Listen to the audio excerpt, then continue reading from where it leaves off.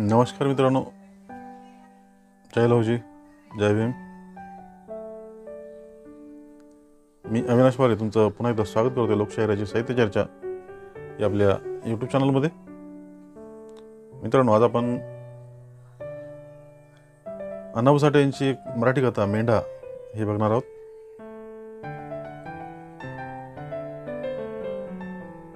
पुंडलिक वरदहारी विठ्ठल श्री ज्ञानदेव तुकाराम. सर्व देवांच्या व भक्तांच्या नावाचा गजर करून सागावच्या शेतकऱ्यांनी हो म्हणून जेवायला सुरुवात केली. हातातोंडाची झटापट सुरू झाली. खीरची बादली पंक्तीतून फिरू लागली आणि आमटीचे भुरके फरफरू लागले.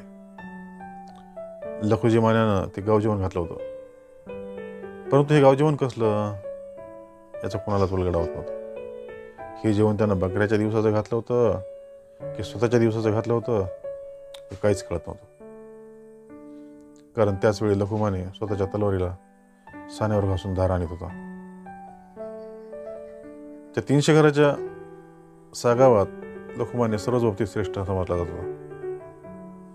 शिवारात आधी जमीन त्याची होती. डोंगरात त्याचं दांडगं कुरण होतं. सर्वात चांगला ऊस त्याचा होता. वारण्याच्या खोऱ्यात मोठी मळी त्याचीच होती आणि गावात सर्वापेक्षा उंच घरही त्याचंच होतं.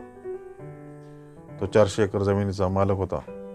त्याने ती आपली सारी जमीन वाट्यानं पैऱ्यानं दिली होती. तो दिसण्यातही दांडगा होता. त्याचं मस्तक अरड्याच्या मस्तकासारखं होतं आणि त्यावर टक्कल पडलं होतं. त्याच्या मिशा कल्लेदार होत्या आणि त्याचे डोळे पाणीदार होते. एखाद्या ढेपणीप्रमाणे त्याचं पोट पुढालं होतं आणि त्यावर केसांचं पीक माजलं होतं. त्याच्या टेरी कुंडल्यासारख्या दिसत व त्याच्या तंगड्या बाभळाच्या खोडासारखा भासत. तो कधीच अंगावर कपडे घालत नसे. लंगोटी, घोंगडं आणि पटका यावरच तो 12 महिने काढी. फक्त सणावारच्या दिवशीच तो धोतर नेसून पैरण घाली. त्याच्या वयानं आता 40 मागं टाकली होती, तरी त्याच्या अंगातला मेंढा कायम होता. एखाद्या चवदार सराटाला मेंढा पडावा तसा त्याचा मेंढा होता. म्हणूनच लोक त्याला मेंढा माने असं म्हणत. लखुजीनं 10 वर्षापूर्वी लग्न केलं होतं, पण 15व्या दिवशीच त्याच्या बायकोनं नदीत उडी टाकून जीव दिला होता. तिनं जीव का दिला याचा अंदाज उभा गाव करत होता, पण मान्यानं हुका चूक केला नाही. काही लोक मुद्दाम येऊन आपलेपणानं म्हणाले, बाबा वांगा झालंय. त्यावर माने सहजच म्हणाला, मग आता त्याला काय करायचं, जाऊ द्या की. बस घेतली आणि मेली. पुढे काही दिवस लोटले आणि गावकरी पुन्हा म्हणू लागले, लखू बाबा आता तुम्ही बायको करा बरं. त्यावर माने एकदम गंभीर होऊन म्हणाला, नका नका, आता बायकोचं नाव काढू नका. आपण पाण्यावानी पैसा खर्चून बायको करायची आणि 15व्या दिवशी सारंच पाण्यात जायचं. त्यावर काही शहाण्या माणसांनी त्याला विचारलं, मग वंशाला दिवा आणि या दौलतीला धनी कोण? त्यावर मान्यानं उत्तर दिलं, जीवात जीव आहे त्यावर खायचं आणि आपण मेल्यावर तिकडं कुत्रिका खाईनात. आणि हा जवाब ऐकून लोकांची खात्री झाली की मान्याचा मेंढा कधीच निघायचा नाही. सोंब जळल पण पीळ जाणार नाही. परंतु काही न वाटलं, काय करतोय पुढं मागं हा एखादा दत्तक घेईल झालं. परंतु एके दिवशी लखुमान्यानं एक धडकाचा मेंढाच आणून दावणीला बांधला. पुन्हा गावात चर्चा चालू झाली. पुन्हा लोक जमले. एका गावकऱ्यांना चेहऱ्यावर आश्चर्य दाखवून विचारलं, आबा हे हो काय, कुणाला तरी दत्तक घ्यायचं टाकून हे मेंढा व कशाला? यावर माने विभानपणे म्हणाला, ह्योच माझा दत्तक आहे. अहो पण मेंढा का? तो गावकरी किंचाळला. माने गुरगुरला, माझ्या अंगात मेंढा आहे म्हणून. मग एका म्हाताऱ्यानं हळूच सांगितलं, नव हत्ती पळायची तुमची ऐपत असून तुम्ही मेंढा पळावा हे बरं आहे का? त्याला मान्यानं नाकपून उत्तर दिलं, नाही, पण मेंढा पाळायचं काम सोपं नाही. ज्याला भाऊ नसल त्यानं कुत्रा पाळावा आणि वैरी नसल त्यानं बकरा पाळावा. आणि हे समजूनच मी बकरा पाळणार आहे. सारे गावकरी निरुत्तर झाले. त्यांची पुन्हा खात्री झाली की आता मान्याच्या अंगात दुहेरी मेंढा आला आणि मान्यानं आपल्या मेंढ्याची निगा राखण्यासाठी एक खास गडी ठेवला. गहू भरडून त्याच्या कण्या तुपात मुरवून तो त्याला खाऊ घालू लागला. अवघ्या 6 महिन्यात तो मेंढा एखाद्या रेड्याप्रमाणे दिसू लागला. त्याचे खंबीर शिंग पिळ पडून त्यांची त्याच्या दोन्ही कानावर चक्र झाली. त्या दोन्ही शिंगांच्या मध्ये असलेले त्याचं पोलादी मस्तक, त्याचे लाल डोळे, त्याचे बारीक पाय, असा तो मेंढा मूर्तिमंत मृत्यूच भासत होता. आणि तोही आपल्या मालकाच्या मोठ्यापणात भर घालीत होता. एवढंच नाही तर माने आणि मेंढा ही 2 नावं आता एक झाली होती. गावकरी सहज बोलता बोलता एक दुसऱ्याला म्हणत, ए असं मान्याच्या मेंढ्यावानी करू नग. काही दिवस लोटले आणि दूरचे बकरे मान्याच्या मेंढ्यावर येऊ लागले. फड पडले, धडका झाल्या, परंतु 1 किंवा 2च धडकात दुसऱ्या बकऱ्याचा चुराडा उडायचा. कैक बकरी मैदानातच ठार झाली आणि मान्याच्या मेंढ्याची कीर्ती वारणीच्या खोऱ्यात दुमदुमू लागली. लखुजी मान्याची मान उंच झाली. पुढे लखुजी माने 100-200 गडी आणि आपला तो विजयी मेंढा घेऊन जत्रेच्या हंगामात गावोगाव फिरू लागला. ज्या गावात त्याला जोड मिळे तिथं त्याचा मेंढा विजयी होई आणि जिथं जोड नसे तिथूनही तो विजयीच ठरे आणि ठराविक रक्कम घेऊन पुढे जाई. बकऱ्याला बकरा द्या, नाहीतर 25 रुपये द्या, असा मान्याचा खाक्याच ठरला होता. एकदा माने आपला तो दिग्विजयी मेंढा घेऊन मानगावच्या जत्रेला गेला. त्यानं आपला मेंढा चावडीला बांधला आणि त्या गावाच्या पाटलाची वाट बघत बसला. पंढरी पाटील चावडीत आला. पंढरी पाटील ही मोठी आसामी होती. त्याच्याही शब्दावर मानगाव नाचत होता. मगरूर, अडदांड म्हणून त्याची ख्याती सर्वत्र गाजत होती. मानगावातून डोक्याला पटका न बांधता जाणाऱ्या एका वाटसरूला अडवून त्याच्या डोक्यावर जोड्याचा बुचाड घालून त्यानं मोठीच कीर्ती मिळवली होती. त्यानं लखुजीला पाहताच त्याच्या कपाळाची शीर ताट झाली. बिथरून तो पायरूनच ओरडला, आमच्या गावाला धडक्याचा मेंढा नाही, तुम्ही आपला मेंढा घेऊन चालायला का? हे ऐकून मानेचं डोकंच फिरलं. त्यानं घोंगडं झटकून खांद्यावर टाकलं आणि डोळे किलकिले करून तो म्हणाला, तुमच्या गावाला जर मेंढा नाही तर आमच्या मेंढ्याचा मान देऊन टाका. आम्ही का तुमच्या गावात गुळकरी बनवलो नाही. तुम्ही तुमच्या गावात सम्राट आहेसा ते मला ठाव आहे, पण मी कुणाला फुकटचा मान देणार नाही, पंढरी पाटील गुरमीत म्हणाला. लखुमाने पुढे गेला. त्याने डोळे कुचित केले आणि जवळजवळ रुडूनच म्हणाला, मला फुकटचा मान ना ग, बकऱ्याला बकरा द्या, होऊन जाऊ द्या लढत, माझा बकरा तयार आहे. मग मात्र पंढरी पाटील नरमला. तो रागानं पण हळू सुरात म्हणाला, पण आमच्या गावात धडकाला बकरा नाही हे ठावा असून तुम्ही आलाच का? हे ऐकून त्याच्याकडे रखरखीत नजरेनं पाहत खणखणीत आवाजात माने म्हणाला, पाटील तुम्ही बी सागावला या. बकरा आणा, आम्ही बकरा देऊ. बैल आणा, आम्ही बैल देऊ. हत्ती घेऊन या, आम्ही हत्ती देऊ झुंजायला. नाहीतर घरादाराचा 400 एकर जमिनीचा लिलाव करू आणि मागाल ती रक्कम देऊ. पंढरी पाटील गार पडला. त्याच्याकडे जबाबच उरला नाही. त्याला मान्याच्या मेंढ्याचा विजय कबूल करावा लागला. 25 रुपये देऊन तो मोकळा झाला. शेवटी त्याने विचार केला, काय होईल ते होऊ दे, पण लखुजी मान्याला मात्र खाली बघायला लावायचं. मग सारी जमीन जरी गेली तरी हरकत नाही, म्हणून त्याने एक दांडगा मेंढा धडकेला तयार केला. पुन्हा चैत्र महिना आला. जमिनीच्या मेहनती होऊन त्या ऊन खाऊन पावसाची वाट पाहत पडल्या होत्या.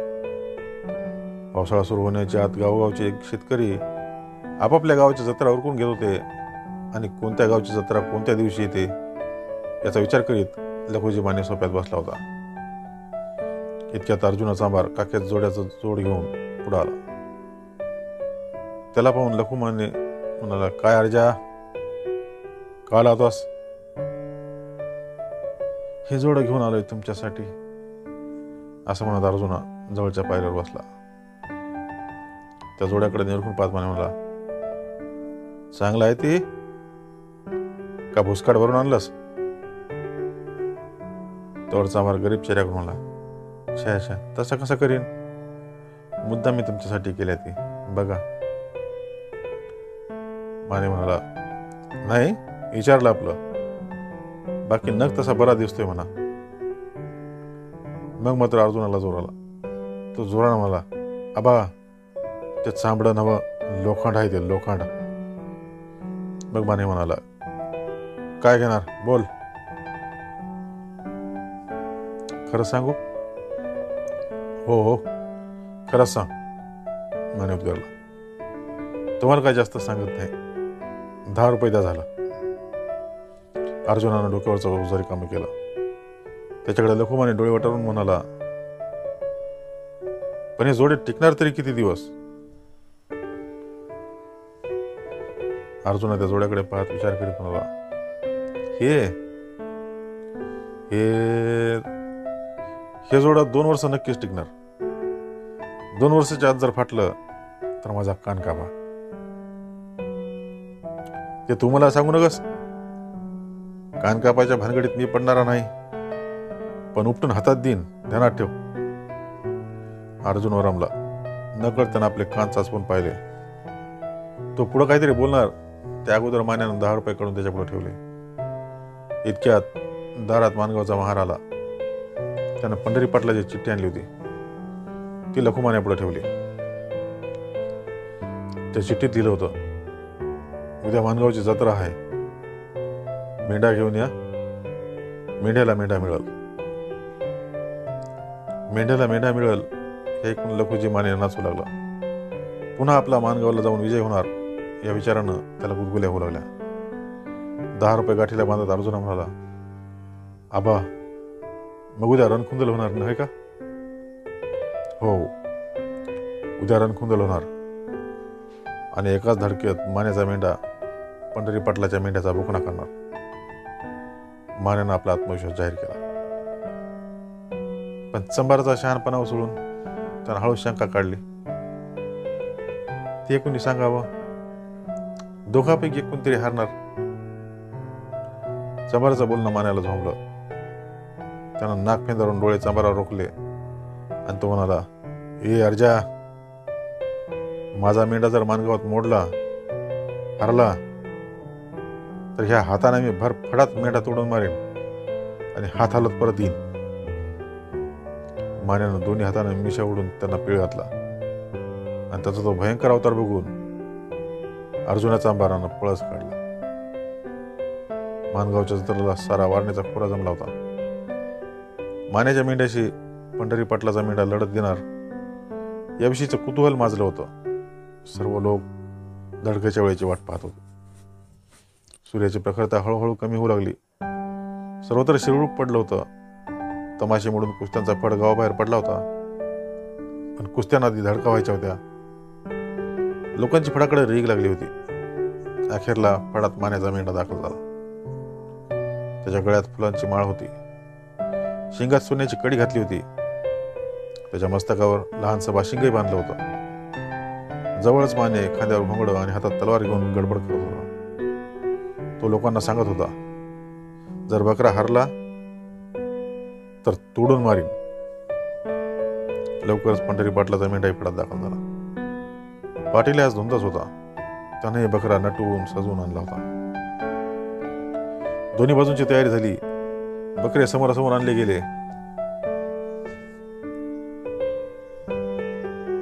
अंतर राखून ते उभे राहिले. त्यांच्या अंगावरचे दागिने उतरवण्यात आले. मानेनं आपल्या मेंढ्याच्या गळ्यातला मळा तोडून बाशिंग काढून घेतलं आणि त्याच्या मस्तकावर गुलालाचा मुळवड भरला. रण हलकी बाजू लागली. शिंग नारोळी दिली. दोन्ही मेंढे पवित्र्यात उभे राहिले. मान्यानं हिर्र अशी आरोळी दिली आणि त्याचा मेंढा उलट्या दिशेने मागे सरकू लागला. पंढरी पाटीलही हिर्र करून ओरडला. त्याचा मेंढाही मागे सरकू लागला.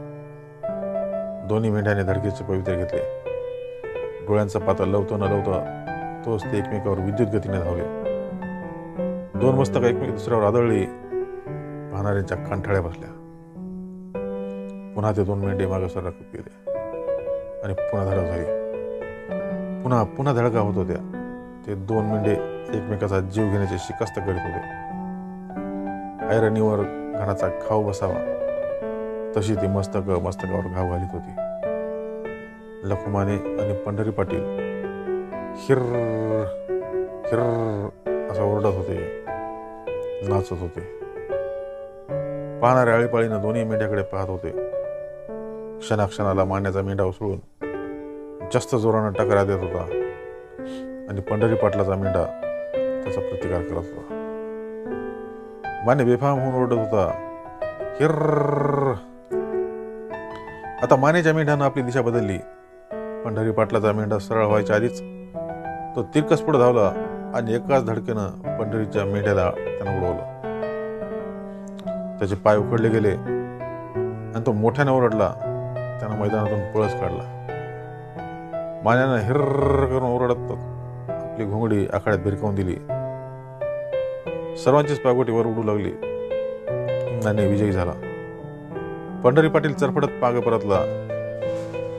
त्या रात्री मान्यानं किटसनच्या बत्त्या, दांडपट्टा, शेंग, हलगी जाऊन आपल्या मेंढ्याची सागावातून मिरवणूक काढली.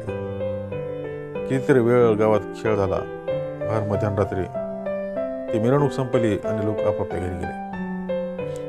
लखुमानेला त्या रात्रीच कितीतरी वेळ झोपच आली नाही. पहाट झाली. पूर्वेला क्षितिजा अनंत रंगाने मोहरला. नाना रंगाचे थर तरंगू लागले.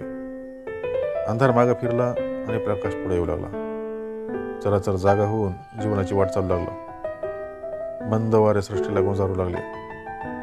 चैत्र पालवीची कवळी पानं सळसळू लागली.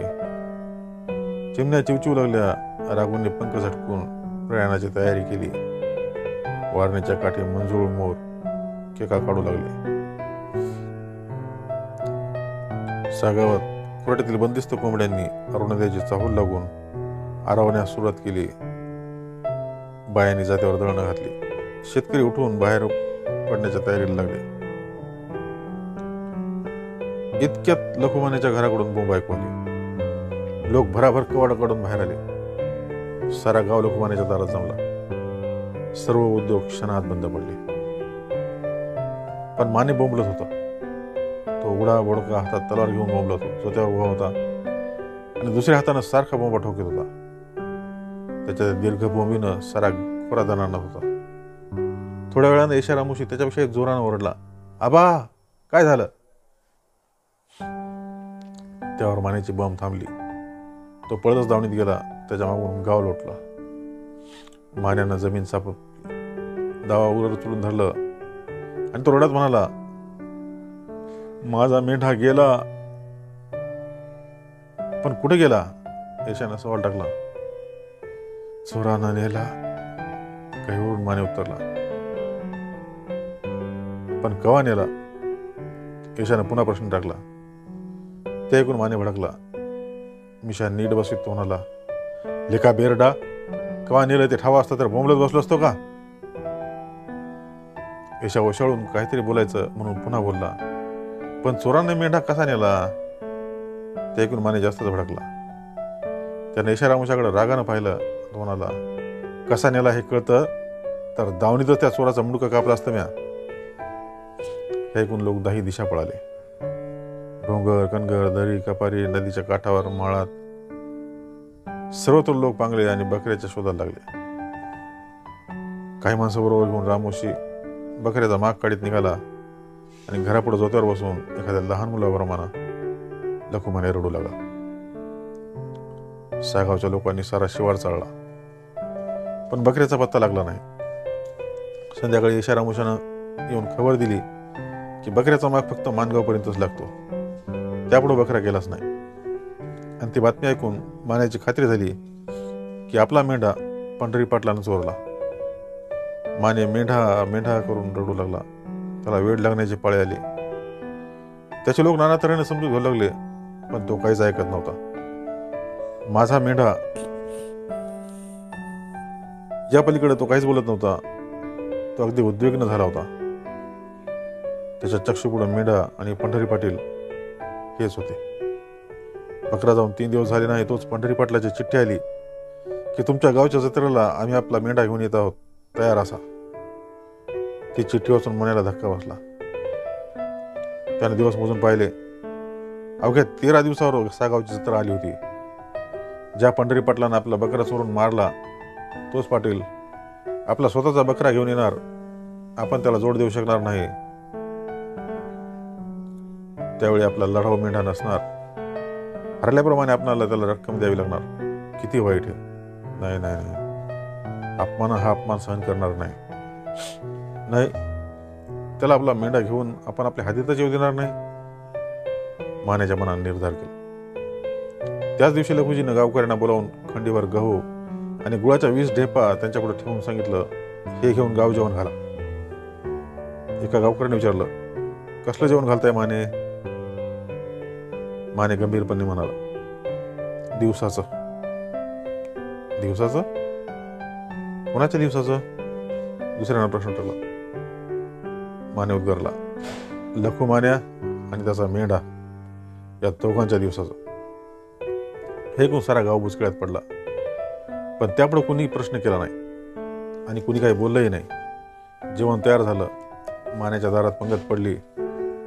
पुंडलिक वरद हरी विठ्ठल श्री ज्ञानदेव तुकाराम, सर्व देवांच्या आणि भक्तांच्या नावाचा गजर करून लोक जेवू लागले. हे जेवण कशाचं? मेंढ्याच्या दिवसाचं की आपल्या स्वतःच्या दिवसाचं मान्यानं जेवण घातलंय? याचा उलगडा कोणालाच होत नव्हता. कारण त्याच वेळी लखुमाने आपली तलवार सानेवर घासून तिला धार आणत होता. त्या गावजेवणाला 13 दिवस झाले आणि सागाव जत्रा भरली. गावगावचे लोक सागावात येऊन मिरवू लागले. पाराखाली पुढं तमाशा उभा राहिला. पण लखुमान्या गावात नव्हता. गावच्या बड्या मंडळीने त्याचा शोध केला, पण मान्या काही सापडला नाही. तो त्यावेळी मानगावच्या वाटेवर एका वृक्षाच्या फळात नंगीत तलवार घेऊन पंढरी पाटील येण्याची वाट पाहत बसला होता. त्याचे डोळे पंढरी पाटील व त्याचा मेंढा पाहत होते. त्याची उघड नजर पांदीपासून मळापर्यंत धावपळ करत होती. बरोबर सूर्य माथ्यावर आला. 50 घडी आपला मेंढा घेऊन पंढरी पाटील माळानं येऊन पांदीला लागला आणि त्याला घेऊनच जणू ती नागमोडी वळणाची पांद मान्याकडे येत होती. पंढरी पाटलाला बघून माने लक्षणभर आनंद झाला आणि लगेच त्याच्या डोळ्यातून जाळाच्या ठिणग्या उसळल्या. तो उसातून बाहेर पडून पांदीत आडवा उभा राहिला. त्यावेळी फक्त तो लंगोटी नेसला होता. त्यानं तलवार हातात घेतली होती. तो पिसाट झाला होता. पांदीची वळणं मागं टाकीत एक वळण घेत पंढरी पाटील पुढे येऊन पाहत होतो लखुमान्या. त्याला पाहून पंढरी चटकन उभा राहिला. त्याचे 50 गडी भयभीत झाले. ते एक दुसऱ्याच्या तोंडाकडे पाहू लागले. पण पाटील क्षणात सावरून म्हणाला, मान्या, काय विचार आहे तुझा? चोरा, माझा मेंढा कुठं आहे? तुझा मेंढा मला काय ठावा? तू आज चोरलास, आता तू मागं जा. माने खेकसला. नाही, मी मागं जाणार. माझी वाट सोडून बाजूला हो. पंढरीनं गुरमीत उत्तर दिलं. माने मागं पुढं हात ठेवून ओरडून म्हणाला, लेका, या मान्याचा मेंढा चोरून नेलास आणि आता नाही म्हणतोस? माने पुढे येत असलेला पाहून पंढरी आपल्या लोकांना म्हणाला, बघता काय, पाडा मान्याला खाली. हे कानी पडतच मानेची तलवार तळपली. त्यानं लांडग्याप्रमाणे झडप घेऊन एकाच वारात पंढरीचा मेंढा आडवा पाडला व पंढरीवर तलवार घेऊन तो धावला.